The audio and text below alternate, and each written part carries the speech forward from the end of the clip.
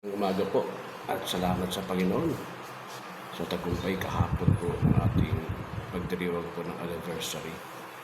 At tunay po ang Diyos po ay kumilos po sa ating kalagitnaan. Yan po yung ating po sama-samang pagpapasalamat at kagalakang pinagkakalap sa atin ng ating Diyos. Salamat po ng marami sa loob ng 25 years na tayo po ay binigyan daan ng Diyos na makasamba, makapagpuri sa lugar na ito na kung saan po pinagkalap din niya sa atin ang mga bagay na ito, building, lupa, na talagang napakabuti po ng ating Diyos na buhay.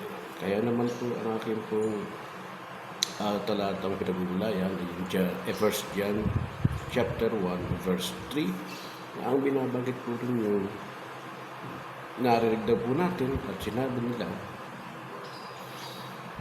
patuloy po, inuulit po ng mga alagad na kung saan po na yung fellowship po na mahalaga po to the Father and to the Son.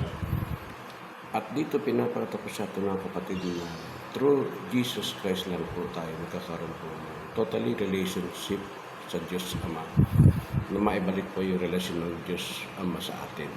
Kasi ito po yung nawala nung tayo po ay ang tao po ay nagkasala. Dati po yung fellowship po ni Adan, ni Eva ay makikita po na ang Diyos po ay bumababa sa paraiso at sila po ay nagkakaroon po ng fellowship. Yung nga po ang nagka-problema lang at sila po ay nagkasala at yung fellowship po ngayon ay na-abort at kung saan nga po ang tao po ay nagsarili, ang tao po ay napalayo po sa Diyos.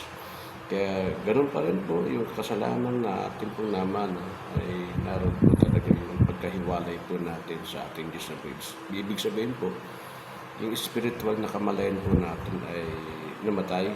Sabihin nagkaroon ng sa communication, dead spot po tayo sa Diyos. Pero dahil po sa kagandaang loob po ng Diyos pa rin, alam po ninyo ito ang pinakamaganda po sa ating Diyos Ama. Bagamat kung titingnan at kung tayo po ang mga, siguro kung tayo magiging Diyos, napakadali nating magsawa. Pero ang kagandahan po sa Diyos Ama, hindi po siya nag-asawa at patuloy siyang gumagawa ko ng paraan para po maibalik po ang relasyon ito at yung fellowship po. Marami po mga bagay sa buhay natin at sabihin natin, okay yung mga relasyon, okay yung ganito, pero iba po sa Diyos. Kasi sa tao po, yung relasyon natin sa tao ay meron pong hangganan at may kondisyon. Pero sa Diyos po, wala siyang hiningi kondisyon, maliban lamang po na tayo po ay magbalik loob sa Kanya. Magsisi sa ating kasalanan at tanggapin si Kristo bilang Panginoon tagapagligtas. Kasi na kay Kristo po yung paraan, na kay Kristo po yung daan, na kung saan maibabalik lamang po ang relasyon ng nasira sa pamamagitan po ng ating pagsampalataya po kay Kristo. Mahalaga po ito mga kapatid. No?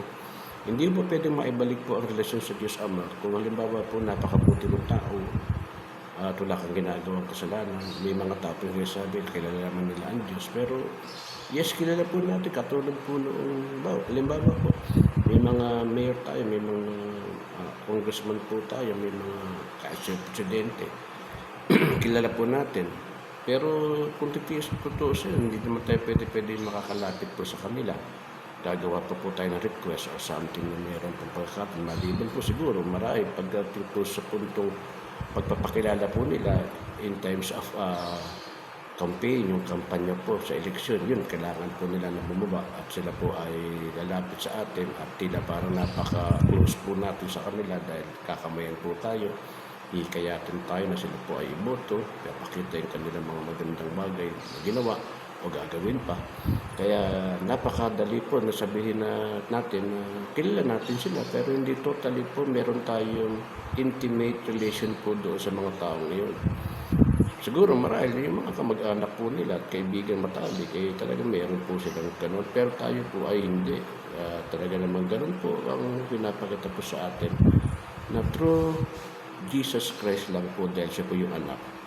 Po pwede natin makakaroon tayo ng intimate relation po sa Ama at magkaroon ng fellowship po sa Ama sa pamamagitan na po ng ating Panginoon sa Kristo. Mahalaga po yung mga kapatid sapagkat ito yung importante. Wala pong pangalang ibinigay sa silong ng langit na sukat po natin ikaligtas. Yun lang pong pangalan ng ating Panginoon sa Kristo. Ang sabi pa rin po ng Biblia, wala pong daan at walang katotohanan, kundi ang daan at katotohanan, pagpunta po natin, pakikipagrelasyon natin sa Diyos Ama, ay tanging masusumpungan lamang po sa ating Panginoon sa Kristo. Maliban po doon, wala na. At yun ho ang pinaka-importante. Salamat po sa Panginoon, no? Tayo po mga anak ng Diyos, within 25 years po na Botas Gospel Church ay nagkaroon po tayo ng relasyon.